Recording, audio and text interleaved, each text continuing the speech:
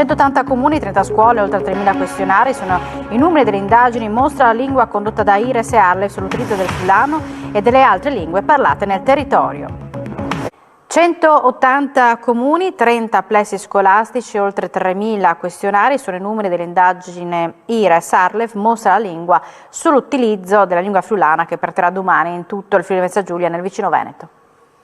Allo scopo di mettere a fuoco i rapporti che intercorrono tra il friulano e le altre lingue e dialetti parlati in Friuli Venezia Giulia, l'indagine IRES Arlef Mostra la lingua, che coinvolge 180 comuni del Friuli Venezia Giulia e del vicino Veneto, da Tarvisio a Monfalcone e da Cividalese a Portogruaro.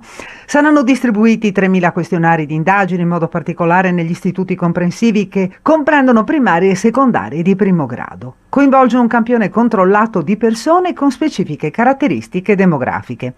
Il questionario è anonimo ed è parte integrante del piano generale di politica linguistica del Friuli Venezia Giulia.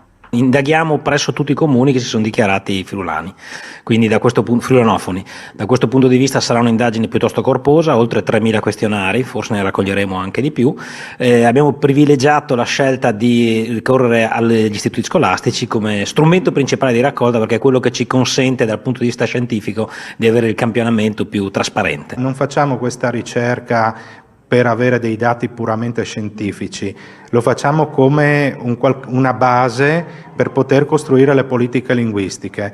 Quindi come abbiamo fatto per il piano che adesso è diciamo così, in vigore, vogliamo fare un approfondimento ulteriore per capire soprattutto ovviamente quali sono i punti di debolezza e andare ad investire lì le risorse, che ovviamente non sono infinite.